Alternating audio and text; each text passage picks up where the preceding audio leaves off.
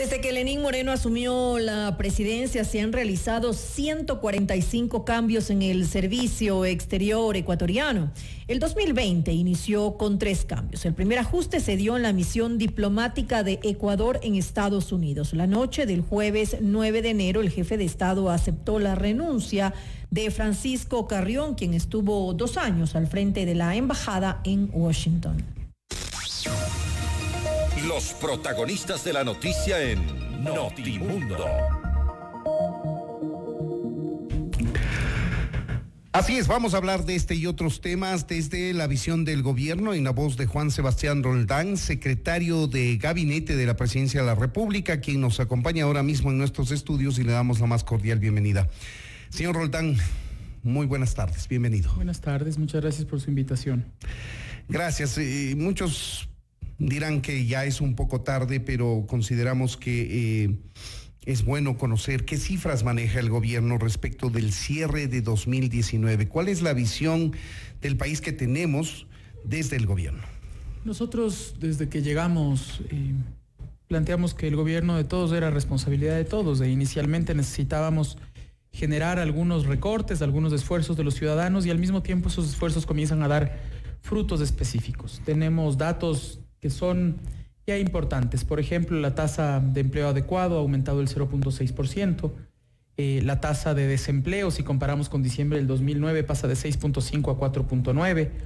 La tasa de subempleo es uno de los temas que nos preocupa porque ha subido 1 punto desde marzo del 2019 a septiembre del 2019. Y en el tema del empleo, entro por el empleo porque es la mayor preocupación del gobierno. Más de 5 millones de ecuatorianos no tienen un empleo adecuado. Y esa es nuestra mayor preocupación. Tenemos que lograr que los ecuatorianos o tengan un empleo adecuado o hayan tomado la decisión de no hacerlo si son emprendedores, por ejemplo, pero que no estén forzados al subempleo precario sin poder tener el deseo de hacerlo, ¿no? Entonces esa es una de las grandes preocupaciones que tenemos y es uno de los temas en los que seguiremos poniéndole fuerza. Ya tenemos mejores cifras y de todas maneras siempre falta muchísimo más. La gente de a pie siente que no hay empleo, que todavía no hay suficiente circulante. Poco a poco eso va a mejorar. Tomando en cuenta esa preocupación que se tiene al momento, me imagino que una de las prioridades es trabajar justamente en las reformas al Código Laboral. Y no es lo único, sí, hay que hacer cambios en el Código Laboral. Estamos discutiendo con empleadores, con empleados para buscar cuál es la mejor manera de que los que no tienen trabajo accedan a uno. Lo fundamental es que los que tengan trabajo hoy día estén protegidos por el código anterior y al mismo tiempo los que no tienen trabajo accedan a un trabajo. Sin embargo, hay otras cosas y estamos buscando expertos mundiales para valorar qué hacemos con los subempleados, con los que hoy día ya están en el subempleo, con los que no van a alcanzar a emplearse. ¿Cómo les ayudamos a ellos a que mejoren sus condiciones de vida? Una puntualización, señor secretario. ¿Esto quiere decir que vamos a tener 2 regímenes laborales paralelos? Posiblemente, si es que al final se decide presentar la reforma laboral, que todavía no es una decisión porque estamos en el proceso de diálogo, habría 2 regímenes laborales paralelos, igual que funcionó el Código Penal en su momento. Recuerden ustedes, había un Código Penal que regía hasta ese momento, uno que regía de ese momento en adelante. Son procesos de transición que necesitan esfuerzos y que al mismo tiempo son fundamentales para poder sacar adelante el país, ¿no? Por ejemplo, en Guayaquil, solamente estoy viendo aquí los datos, pasamos de 49% a 52.9% de empleo adecuado, que ya son buenas noticias. En Cuenca del 64 al 67.6. La tasa de desempleo cae en Quito del 9 al 8.2. En Guayaquil del 3.7 al 3.0. Entonces, poco a poco vamos mejorando los datos. ¿Comparativamente en qué fechas? Estamos en los datos de marzo 2019, septiembre 2019, ¿no? Todavía no se han publicado los nuevos datos que se publican entre esta y la próxima semana, los últimos datos. Para ver cómo cerró el año. Exactamente. Y luego, normalmente en diciembre las cosas se complican un poco, ¿no? Siempre todos los años se complican, por eso es que utilizamos semestres para poder comparar con el semestre anterior. Luego hay buenas noticias, como que 230,000 personas rurales salieron de la pobreza, es decir, ya comienza a haber una reactivación. Se crearon más compañías que nunca antes en la historia del Ecuador. El médico del barrio llegó a 280,000 pacientes. Misión Ternura, que es la misión de los niños que van a las guarderías, y Mis Mejores Años llegaron a 450,000 personas. Es decir, poco a poco vamos virando que ya podemos, con el dinero que tenemos y con manejar responsablemente la economía, ir dando resultados a los ecuatorianos que poco a poco lo van a ir sintiendo. Ahora, en el tema del empleo, señor secretario, es muy complejo porque mientras el Estado está en un esfuerzo de achicamiento del tamaño del Estado, no puede dar, por tanto, más plazas de trabajo que las que por ley tiene que ir incrementando en salud, en educación, en fuerza pública. La población crece, los jóvenes, los niños se hacen jóvenes, entran a la población económicamente activa, terminan el colegio, ya están listos para trabajar en muchos casos, y si no hay el concurso en la empresa privada, la idea de entregar una plaza de trabajo va a ser una quimera. En el Ecuador normalmente alrededor de 150,000 jóvenes se incorporan al mercado laboral todos los años. Y nosotros hemos tenido otro fenómeno complicado, y es que se incorporaron en 2 años 250,000 venezolanos cada año. Es decir, en lugar de tener una incorporación de 150,000 personas, tuvimos una incorporación de 400,000 personas cada año al mercado laboral. Eso, por supuesto, ha generado una situación compleja. Por eso tuvimos que tomar la difícil decisión de imponer una visa a los hermanos venezolanos, porque ya no podíamos garantizarles las mejores condiciones que siempre estamos dispuestos a garantizarles, y pasamos de que entren 6,000 los días más complicados, 2,000 los menos días que entraban, a hoy día entran 40 personas. Es otra decisión porque tenemos que proteger al fin y al cabo a los ecuatorianos y a los extranjeros que viven en el país. Y en segundo lugar, también lo que tenemos que lograr es darle la vuelta al criterio de los empresarios privados. Los capitales, dicen siempre, son cobardes, siempre tienen temor de cómo actuar. A ratos yo pienso que los capitales en algunos países son cobardes y son torpes, y si no, miren ustedes Argentina, los mismos empresarios que se quejaban del gradualismo de Macri, hoy tienen que tocarle la puerta a Cristina Kirchner. No me quiero imaginar lo que estarán pensando y cómo se arrepentirán. En el Ecuador es fundamental que los empresarios se den cuenta que la única forma de contribuir al país es generando empleo, dando una plaza de empleo. Si tenemos que ganar un poquito menos de plata, no pasa nada si le damos a alguien trabajo. Y por eso el concurso de la empresa privada es fundamental. ¿Han hecho algo? ¿Han dialogado? Entiendo que la orientación de la reforma laboral va precisamente en ese camino. Así es, hemos dialogado y hemos logrado también resultados, ¿no? El índice de confianza empresarial que se mide todos los años, les estoy mostrando a ustedes, ha tenido ya un incremento importante considerado en mayo del 2016. Pasamos de 1.200 puntos a 1.500 puntos. Pero eso se queda en el tintero si es que no lo demostramos con inversiones. Hace 3 semanas llegó una de las 4 compañías más grandes petroleras del mundo, Shell, y compró uno de los slots fundamentales de venta del petróleo en nuestro país. Ya no vendemos de entre gallos y medianoche, sino que se hace un concurso, y una de las 4 grandes ya entró al país. Antes, las 4 grandes son Oxy, Chevron, BP y Shell, y una de ellas ya invirtió, una gran empresa americana, por poner un ejemplo. Han habido ya importantes transacciones también con grandes empresas mundiales que han comprado negocios que nosotros conocemos. Por ejemplo, FEMSA, la embotelladora de Coca-Cola de muchos países del mundo, compró Fideca. Y eso demuestra también un índice de confianza y mayor inversión. Pasó antes con Pronaca, pasó antes con Arca Continental. Lo que nosotros tenemos que lograr es que los empresarios del mundo confíen en el país, y los empresarios del Ecuador confíen en el país, porque son ellos los que deben crear empleo. Pero justamente para esto tiene que haber seguridad jurídica en nuestro país, y justamente es eso lo que en muchas ocasiones se duda que exista al momento. Sí, me imagino que hay gente que duda de que eso suceda. Con el gobierno del presidente Moreno eso no ha sucedido. Este es un gobierno que respeta las decisiones de todos los poderes del Estado. Los poderes del Estado son autónomos, los jueces pueden fallar contra el gobierno si así lo creen, y eso es la fundamental esencia de la democracia, ¿no? Que los poderes puedan fallar contra el gobierno. Yo recuerdo que en el gobierno de Correa, cuando la Corte Nacional de Justicia falló en contra de la posición del SRI, el exdirector del SRI salió y dijo: voy a encargarme de que los jueces que fallaron en contra sean destituidos. No solamente fueron destituidos y les impidieron 20 años trabajar. Claro, eso a cualquier empresario le deja sin margen. Nosotros hemos manejado las cosas de tal manera que esos empresarios tengan la certeza de que aquí hay independencia de funciones y que los jueces pueden hacer lo que ellos crean.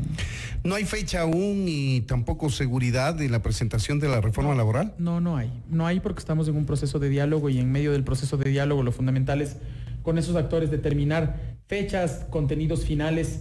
Nosotros como gobierno creemos que es importante que exista, pero también creemos que es importante que exista si va a tener cambios sustanciales. Y si son cambios de maquillaje, es mejor no hacer nada. ¿Cuáles son las perspectivas para el año 2020? Van a mejorar las cosas. Poco a poco las cosas van a mejorar, es natural. Poco a poco ya cogimos la tendencia de crecimiento, y con esa tendencia de crecimiento vamos a ir dando resultados a los ecuatorianos. Hoy el gobierno está volcado, por ejemplo, a atender a la gente en las comunidades, en los barrios populares de la ciudad. Esas atenciones mejoran las condiciones de la gente también, ya no solamente en términos económicos, sino sociales.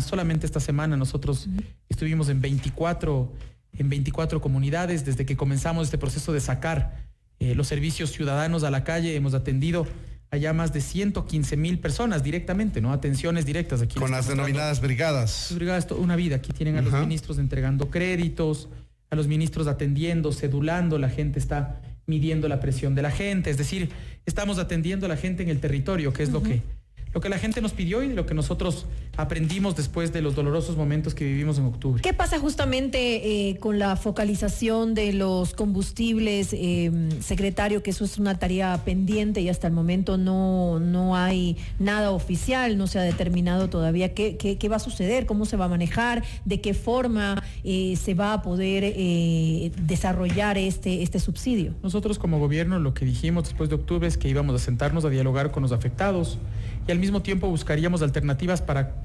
conseguir evitar los dos grandes problemas que significan los subsidios, el contrabando y que los que más tengan reciban un dinero que no necesitan.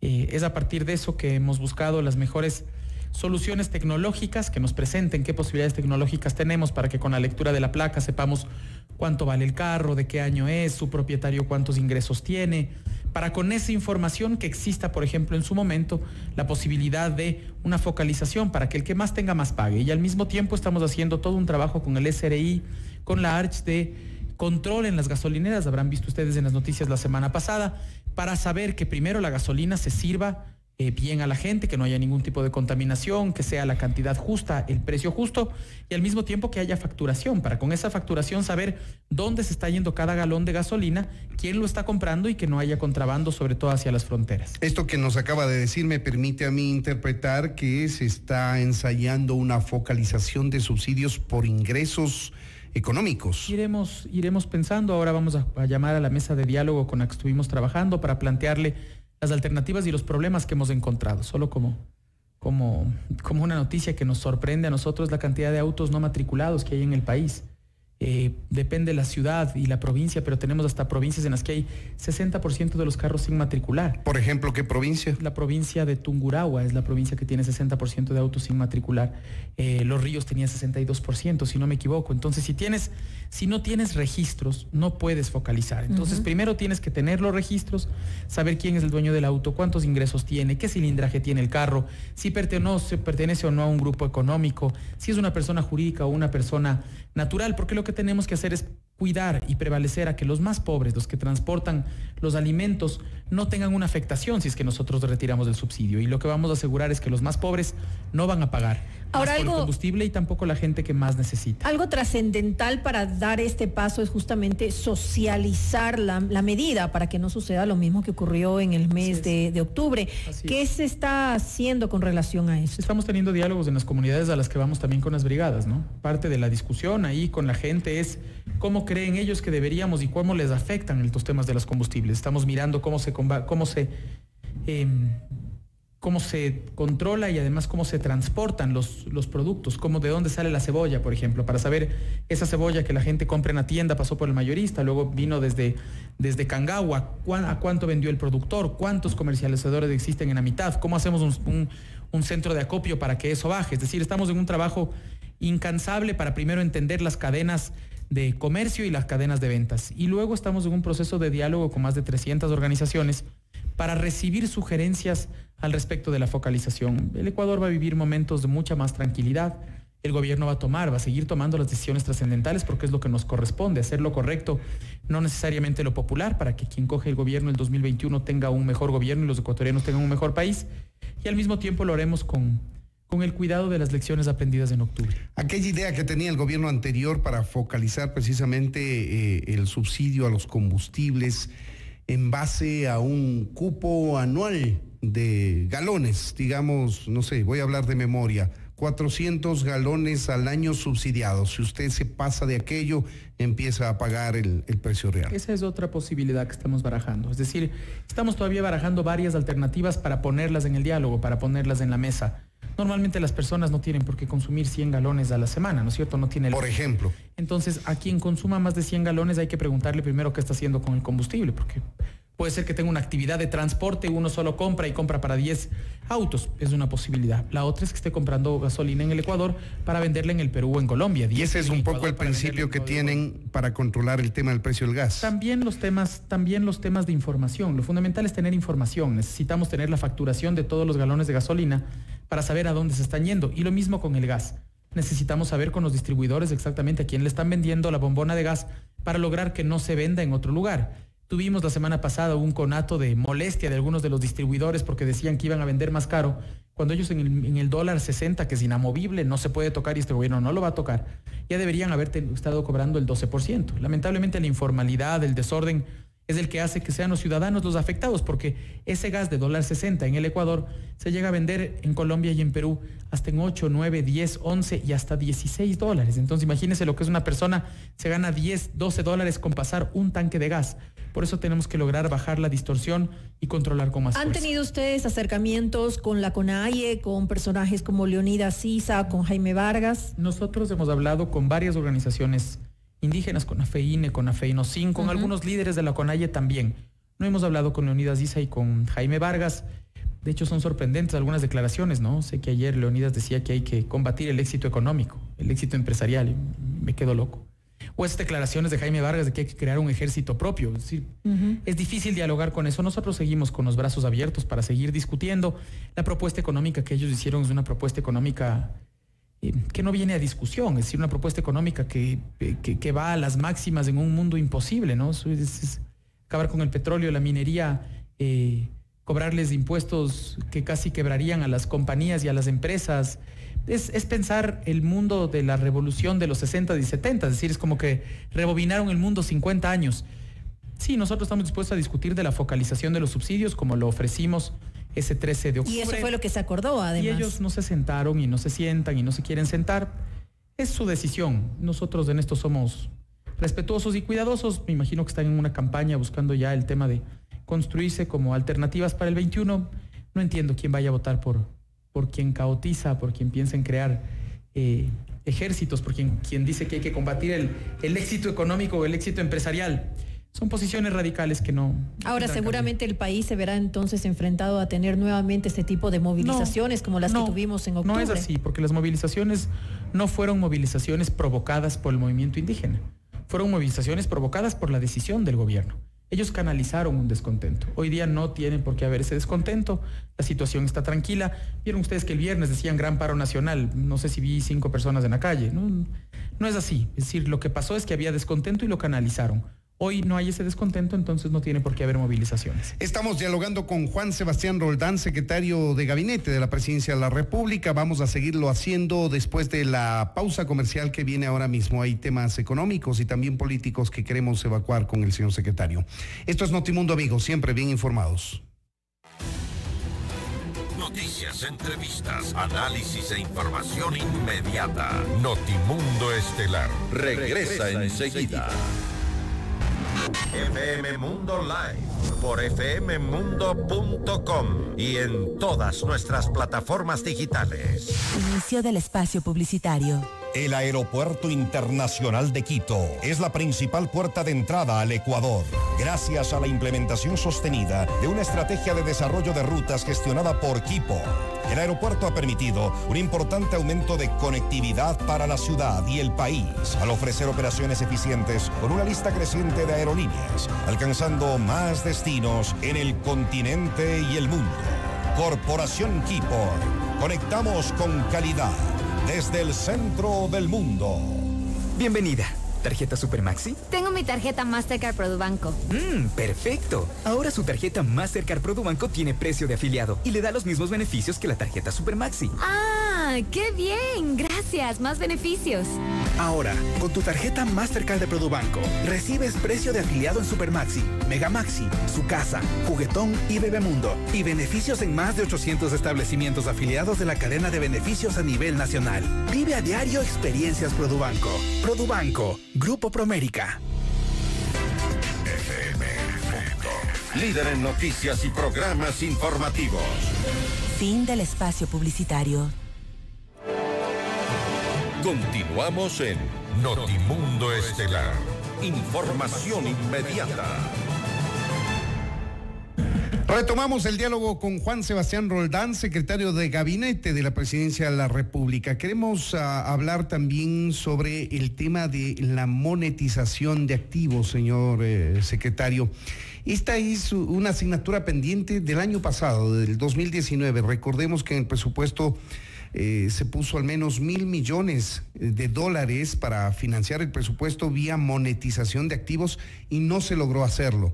Es decir, ese aporte de $1,000 millones es un hueco para el presupuesto de 2020, donde ya no consta solamente $1,000 millones, sino $2,000 millones por monetizaciones.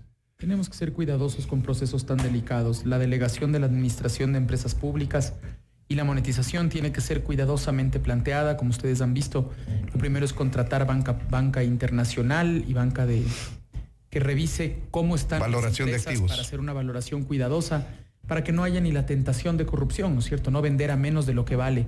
Y para eso hubo una competencia grande en CNT, una competencia importante con el Banco del Pacífico. Se está revisando algunas hidroeléctricas en el mismo sentido para que esa valoración sea la justa. Y luego todo será transparente y abierto. Vamos en buen camino. No puedo dar muchos detalles aquí porque pueden complicar los procesos que se llevan afuera del país. Y nosotros estamos seguros que se cumplirán, sobre todo en los estándares de transparencia y cuidado del servicio de la gente, porque es lo más importante. No podemos solamente pensar en el ingreso para el Estado, sino en cómo la gente se queda bien servida, cómo los empleados que trabajan ahí tienen una transición ordenada hacia una empresa privada. Es decir, son varios factores que uno tiene que trabajar en el sector público. De las frustraciones permanentes que yo tengo es que me gustaría que las cosas vayan más rápido. Y ahí me acuerdo ese refrán que me enseñaron desde niño, de que las prisas son de los ladrones y los malos toreros, así que no, por ahí no va a ir. En todo caso, sabemos que la hidroeléctrica Sopladora sería la primera en delegar la administración. Hay algunas posibilidades. Esa está entre una de las posibilidades.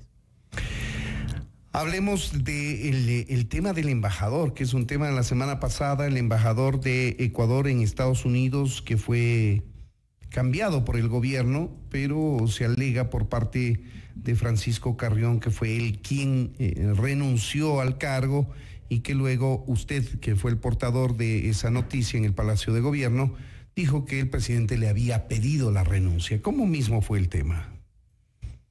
Francisco es un embajador de carrera admirable, ha sido un diplomático muy valioso, es un intelectual importante y es además un apreciado amigo. Yo prefiero dar por cerrada la discusión de la semana pasada. Los ministros y los embajadores estamos a la orden del presidente de la República, él es quien nos nombra y quien nos pide que nos retiremos.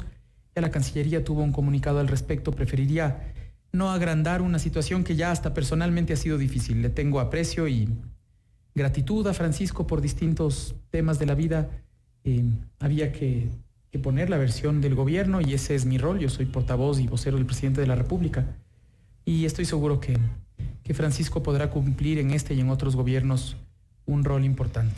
Pero esta salida del embajador Carrión ha abierto el interés, al menos, de varios sectores y de la Asamblea por investigar, por ejemplo, el acuerdo que mantiene el Ecuador con Estados Unidos para la vigilancia aeromarítima. Tiene razón, la Asamblea tiene que investigar todo lo que tenga que ver con el país. La fiscalización es una de las tareas fundamentales de la Asamblea. Los ministros del ramo se presentarán esta semana en la Asamblea y van a decir lo que hemos dicho varias veces. Todos los vuelos que han hecho los aviones norteamericanos han tenido presencia de alguien de la fuerza pública, un fiscal, han tenido protocolos de funcionamiento y autorizaciones de aviación civil ecuatoriana y además han logrado incautar 31 toneladas en un año. Es decir, lo que buscábamos es tener apoyo norteamericano para incautar la mayor cantidad de droga, que esa droga no salga del país y además que no termine quedándose en nuestras escuelas. Y ese objetivo se ha conseguido. ¿Por qué no se ha suscrito un convenio bilateral, como lo ha manifestado el ex embajador? Sí, ya estamos hablando que es 1 año 4 meses desde que iniciaron los sobrevuelos. Porque los protocolos ya resguardan la soberanía del país. Lo fundamental aquí, en lugar de esperar 1 año 4 meses hasta que se firme el convenio y comiencen a volar, en ese año 4 meses ya incautamos 30 toneladas. Es decir, aquí sí la urgencia es fundamental porque esa droga intoxicaría a ecuatorianos o a extranjeros. No podemos permitir que el narcotráfico campee por el país y por eso se establecieron claros protocolos desde Fuerzas Armadas, desde Policía Nacional, desde Fiscalía General del Estado y desde Aviación Civil para que esos aviones siempre tengan la normativa y el criterio del gobierno nacional como órgano rector y además logremos incautar droga, que es lo que hemos hecho. ¿Le preocupa al gobierno, señor secretario, la aceptación que tiene el presidente de la República respecto de los resultados que presentan algunas encuestadoras? No, nosotros hacemos lo correcto, no lo popular. Nosotros hacemos lo que tenemos que hacer. Podríamos estar jugando al populismo, que es lo que se ha hecho tantas veces en este país y que tanto daño le hace a los ecuatorianos.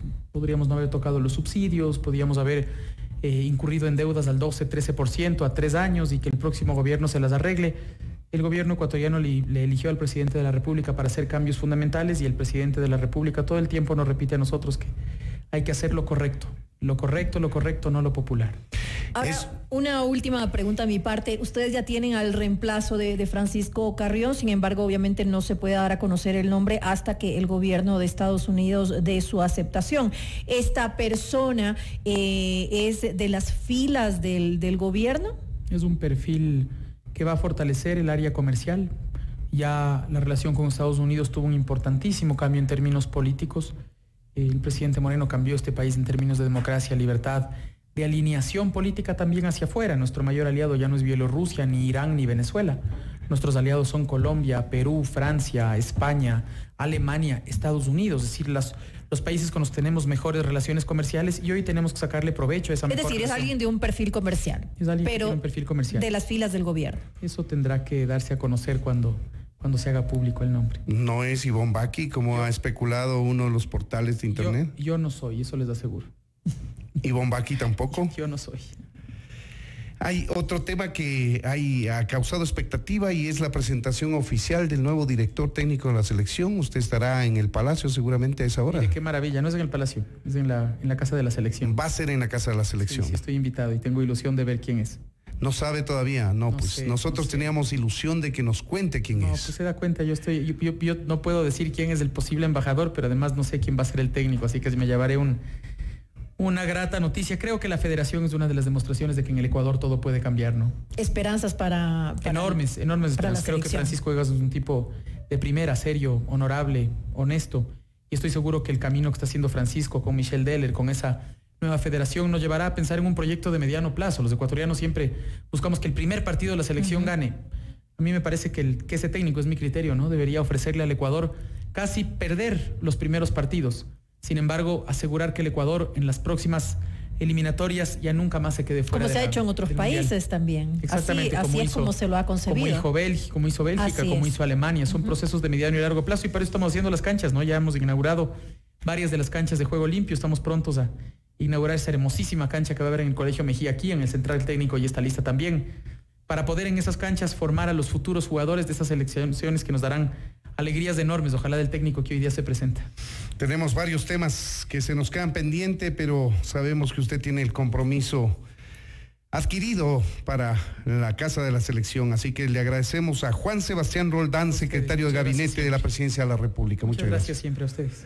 Esto es Notimundo, amigos, siempre bien informados. También pueden acompañarnos en la transmisión en vivo de nuestros noticieros en www.fmmundo.com.